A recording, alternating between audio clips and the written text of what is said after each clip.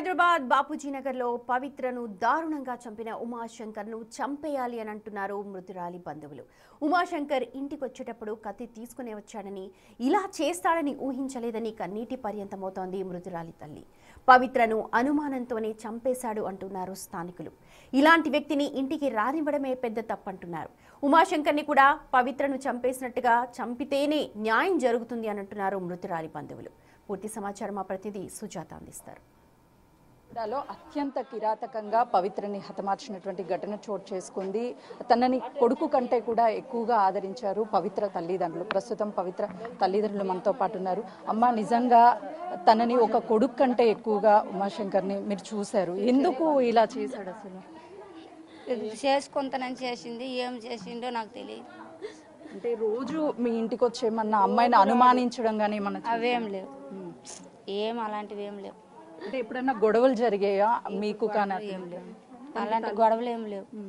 నిన్న అసలుకి ఏం జరిగింది? మీరు వచ్చినప్పుడు ఇంట్లో ఉన్నారు? అతను వచ్చినప్పుడు ఇంట్లో ఉన్నాం, నేను గుడికి వెళ్ళి వచ్చినాం కాబట్టి అంతేగాని మరి ఇంకా అంత విషయం ఏం లేదు. అంటే ముందుగానే అతను కత్తి ఏమన్నా తెచ్చుకున్నాడా? ఇక్కడ ఉన్నటువంటి దాంతో ఏమన్నా వచ్చినప్పుడే తీసుకుని వచ్చిండు, ముందుగంటే అది మా ఇంటిని లేదు. ఎందుకు అంత కోపం? మీరు ఒక తల్లి కంటే ఎక్కువగా తనని ఆదరించారు, ఎందుకు అంత కక్ష ఎందుకు పెంచుకున్నారు? మా ఇంట్లోకి ఎందుకు వచ్చిందో నాకు తెలియదు అమ్మ, అంతకు మించి నాకేం ఏమన్నా చెప్తూ ఉండేదా పాప ఎప్పుడన్నా మీతో? చెప్పలేదు, చెప్పితే ఇంతవరకు తెచ్చుకుంటున్నా, ఎక్కడైనా దాచుకుంది. మీ చుట్టమేనా అతను? బయట వ్యక్తం? చుట్టమే, చిన్నమ్మ కొడుకు అవుతాడు అంతే. ఏం చెప్పాడు అబ్బాయి లోపలికి వచ్చేటప్పుడు? మీతో ఏం మాట్లాడాడు? నాతో ఏం మాట్లాడలే, వాళ్ళిద్దరే వాదించుకోనరు. తర్వాత నువ్వు ఇంటికాడికి రాకు, వెళ్ళిపోరా అనేసి అంతే 5 నిమిషాలు మాట్లాడి వెళ్ళిపోతాను అన్నాడు అంతే.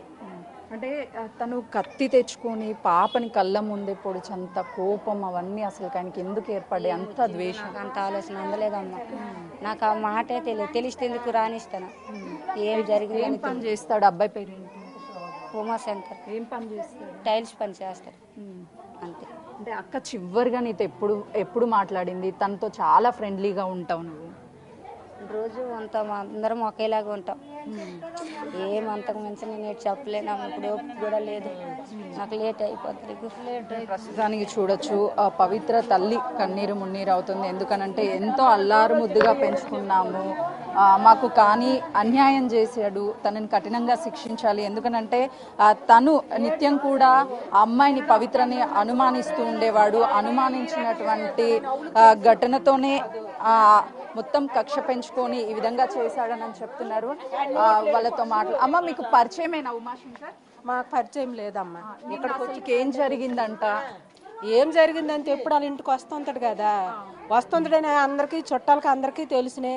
కానీ వాళ్ళ బాగారులు కదా, పెద్దమ్మ కొడుకే కదా, వస్తాడు ఏదో తినిసిపోతాడు అని అనుకుంటాండ్రు. కానీ ఈ రకంగా చేస్తారని తెలియదు కదా. ఒక ఆడపిల్లని నమ్మి పెళ్లి చేస్తాము అని చెప్పిన వాడు అలా అన్నారు. చేస్తామన్నప్పుడు ఆయన కూడా ఆగొచ్చింది కదా. ఆయనకి నువ్వు ఆడపిల్ల ఎక్కడికి ఒక కాలేజీకి పోతే నీకు చెప్పాలంటే ఆమె చెప్పదు కదా, ఒక బయటకు వెళ్ళాలనే చెప్పదు కదా. చెప్పలేదనే కదా ప్రాబ్లం ఈ రోజుకి వచ్చింది. అంటే పూర్తిగా అనుమానంతోనే అమ్మాయిని చంపేసి.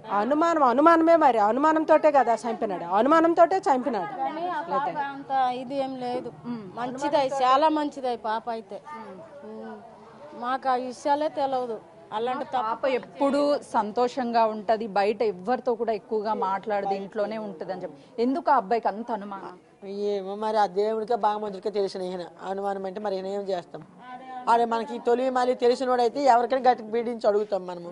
మరి తొలి మళ్ళీ మనకు తెలియంది ఆడికి బీడించి ఎలాగ అడుగుతాము?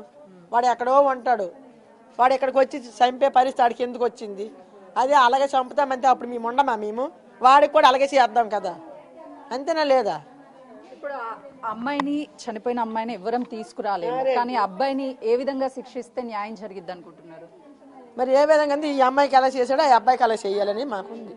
ఇంకంతే. అమ్మాయికి చంపేసినాక ఆడు కూడా సవాలు అట్లనే చచ్చిపోవాలి, ఆడు కూడా ఉండొద్దు దేశం మీద. అలాగే చంపేసినాక అట్లా ఇంకెంతమందికి అట్లా చేస్తాడు? ఆయన ఉండకూడదు, అసలు భూమి మీద ఉండకూడదు అసలు. అలాగా